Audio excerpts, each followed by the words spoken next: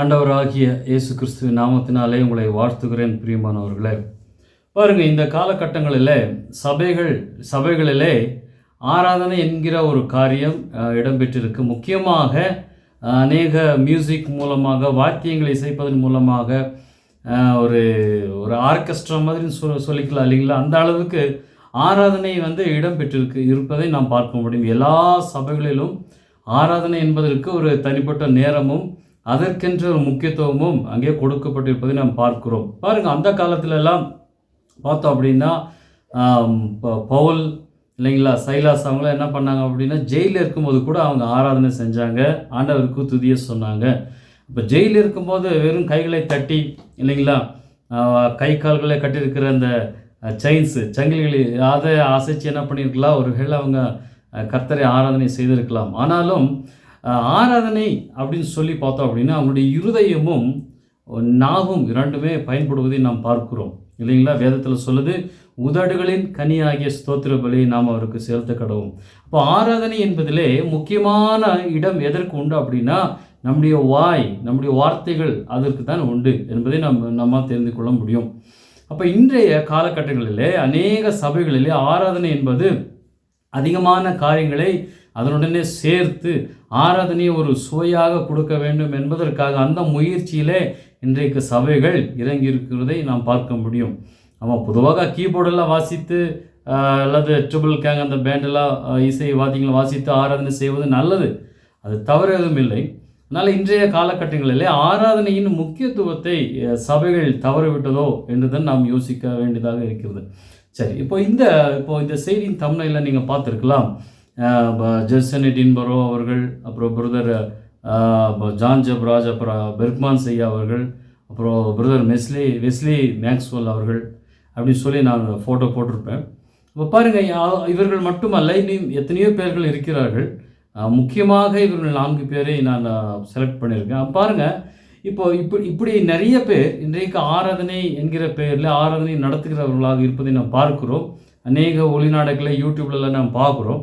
இப்போ பாருங்கள், என்னுடைய கேள்வி என்ன அப்படின்னா, இத்தனை ஆராதனையை செய்கிறவர்கள் நடத்துகிறவர்கள் இருந்தாலும் தேவன் யாரை அதிகமாக பயன்படுத்துகிறார், அல்லது தேவனுடைய ஜனங்களுக்கு பயன்படும்படியாக எவர்களை தேவன் வைத்திருக்கிறார் என்பதை நாம் கவனிக்க வேண்டியது அவசியமாக இருக்கிறது. அப்போ இந்த வீடியோ பதிவில் அதை தான் நான் சொல்ல விரும்புகிறேன். ஆமாம், அப்போ இங்கே இருக்கிற நீங்கள் தம்ப்நெயிலில் பார்த்துருக்கலாம், பிரதர் ஜெர்சன் எடின்பரோ அவர்களை நாம் பார்க்கலாம். அவர் ஒரு காலத்தில் தேவனுக்கு ஆராதனை செய்ய அநேக பாடல்களை எழுதி அவர் தேவனை மகிமைப்படுத்தினார் என்று நாம் எல்லாருக்கும் தெரியும். அந்த ஆராதனை காலகட்டங்களை நாம் பார்த்துருக்கிறோம்.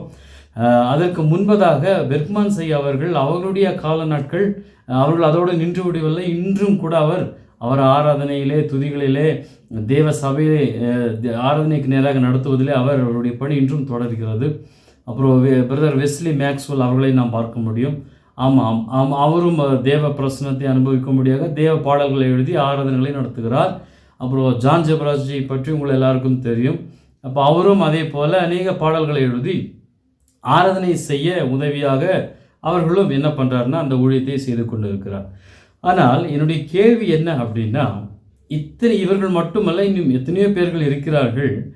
இவர்கள் எல்லாரிலும் அதிகமாக உங்களுடைய வாழ்க்கைக்கும் என்னுடைய வாழ்க்கைக்கும் நாம் பக்தி விருத்தி அடைய, நாம் தேவனை உண்மையாக ஆராதிக்க, தேவனுடைய பிரசன்னத்தை அனுபவிக்க கர்த்தர் இவர்களில் யாரை அதிகமாக பயன்படுத்துகிறார் என்பதை நாம் பார்க்க வேண்டும்.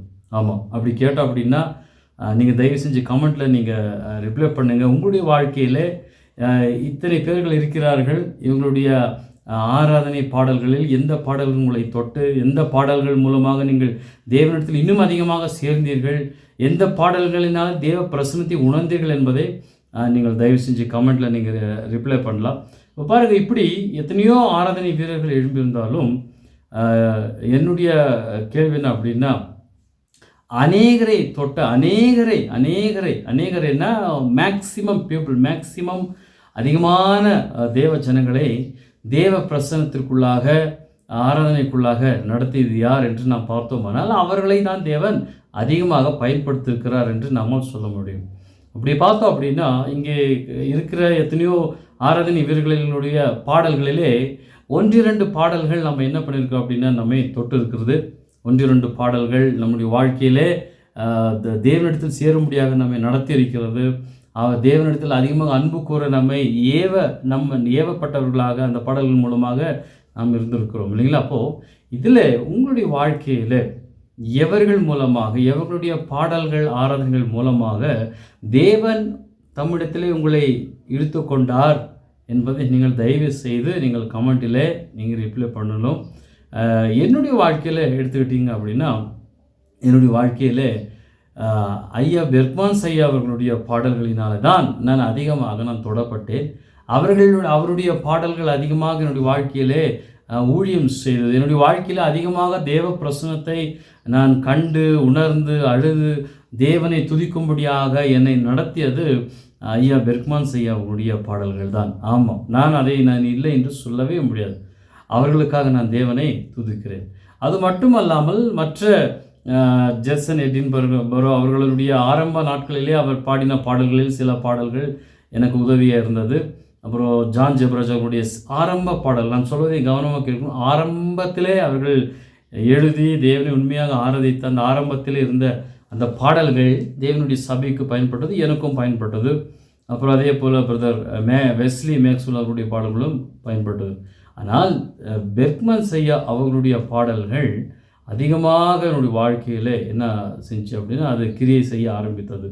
ஆமாம், தேவனிடத்தில் நான் நெருங்கி வர, தேவனை புரிந்து கொள்ள அவருடைய பாடல்கள் எனக்கு உதவியாக இருந்தது. தேவ பிரசன்னத்தை உணர்ந்து கொள்ளும்படியாக என்னை நடத்தியது பாருங்கள். இப்போது எதினாலே இப்படி வித்தியாசங்கள் இவர்களுக்குள்ளே காணப்படுகிறது என்பதை நாம் பார்க்கலாம். எதினாலே இவர்களுக்குள்ளே இப்படி வித்தியாசங்கள் காணப்படுகிறது, ஏன் அப்படி சொல்லி நம்ம யோசனை பண்ணி பார்த்தோம் அப்படின்னா, ஒன்று, அவர்களுடைய பாடல்களில் தேவ வசனம் அதிகமாக இடம்பெற்றிருக்கும். அதாவது யாரை தேவன் அதிகமாக பயன்படுத்துகிறாரோ அவருடைய பாடல்களில் ஒன்று தேவ வசனம் அதிகமாக இடம்பெற்றிருக்கும் பாருங்கள். ஆமாம், நீங்கள் எடுத்து பார்த்துக்கிட்டிங்கன்னா தேவ வசனங்கள் அதிகமாக இடம்பெற்றிருக்கிற பாடல்களே அதிகமான தீர்க்க தரிசன சத்தங்களாக, அதிகமாக ஆறுதலை தருகிற வார்த்தைகளாக, பாடல்களாக அமைந்திருக்கிறது.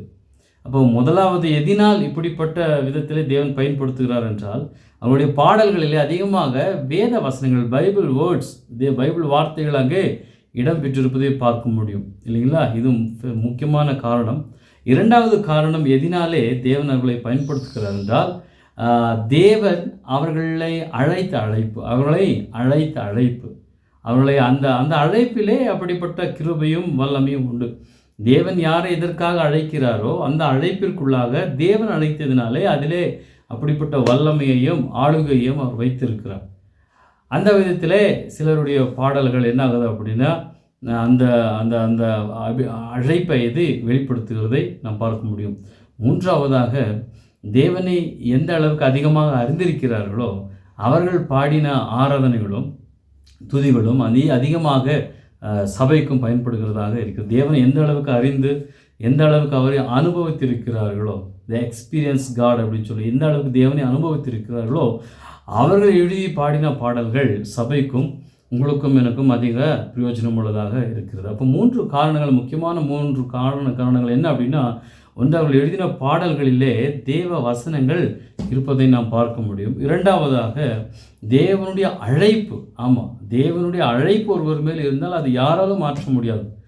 ஒரு காலத்திற்காக, ஒரு குறிப்பிட்ட சந்ததிக்காக தேவன் ஒருவரை அழைத்திருப்பார் என்றால் அந்த அழைப்பு ரொம்ப ஸ்ட்ராங்காக இருக்கும். ஆமாம், அந்த அழைப்பு அதன் கிரியை செய்யும், அவர்களை கொண்டு அது வேலை செய்யும். அந்த விதத்திலே அழைப்பின் மூலமாக அவர்கள் அதிகமாக பயன்படுகிறார்கள். மூன்றாவதாக எதினாலே பயன்படுகிறார்கள் என்றால், அவர்கள் தேவனோடு வாழ்ந்த வாழ்க்கை, தேவனை அனுபவித்திருக்கிற காரியங்கள், தேவனை அறிந்திருக்கிற காரியங்கள், இவைகள் எல்லாமே அப்படிப்பட்ட பாடல்களை எழுதி சபைக்கும் தனிப்பட்ட விசுவாசிகளுக்கும் உதவியாக அது இருக்கும் பாருங்கள். அப்போது என்னுடைய வாழ்க்கையில் இப்படிப்பட்ட, அப்போ உங்களுடைய வாழ்க்கையிலே தேவன் பயன்படுத்திய அந்த நபர் யார் என்பதையும் எதினால் என்பதையும் நீங்கள் கமெண்டில் நீங்கள் சொல்லலாம். கர்த்தர் தாமே உங்களை ஆசீர்வதிப்பாராக. ஒருவேளை உங்கள் மீது இப்படிப்பட்ட அபிஷேகமும் அழைப்பும் இருக்குமானால் நிச்சயமாக அந்த அழைப்பு உங்களை வெளியே கொண்டு வரும், உங்களை பயன்படுத்த அது நிச்சயமாக அது என்ன செய்யும் அப்படின்னா அது பயன்படுத்தும் உங்களை. அதனால் நீங்கள் ஆயத்தமாக இருங்க. தேவனோடு வாழ சஞ்சரிக்க ஆசைப்படுங்க. அவரோடு இருக்க இருக்க அதிகமான பாடல்களை அவர் நிச்சயமாக தருவார். ஆராதனை என்பது ஒரு முக்கியமான காரியம். ஆமாம், ஆராதனைக்கு தான் அன்றைக்கு பரலோகத்தில் அங்கே லூசிஃபருக்கும் இல்லைங்களா அங்கே நடந்த பிரச்சனையிலேயே நமக்கு தெரியும். இன்றைக்கு தேசங்களிலே ஆராதனையை பிசாசு எடுத்துக்கொள்ள முடியாத முயற்சிக்கிறார். அப்போ ஆராதனையை நாம் சரியான விதத்தில் தேவனுக்கு கொடுக்க நாம் கடமைப்பட்டவர்களாக இருக்கிறோம், அழைக்கப்பட்டவர்களாக இருக்கிறோம். அதனால் ஆராதனை என்பது ஒரு முக்கியமான தேவனுக்கு செய்கின்ற ஒரு காரியம். ஒருவேளை உங்கள் மீது இப்படிப்பட்ட அழைப்பு இருக்குமானால் தேவ சபையை ஆராதனைக்கு நேராக நடத்தும் ஊழியத்தை நீங்கள் செய்கிறவர்களாக உங்களுக்கு அந்த உணர்வு இருக்குமானால் தேவனோடு வாழ நீங்கள் பழகிக்கொள்ளுங்க. கர்த்தர் உங்களை அதிகமாக பயன்படுத்துவார். இயேசு கிறிஸ்துவின் நாமத்திலே உங்களை வாழ்த்துகிறேன். ஆமென், ஆமென், ஆமென்.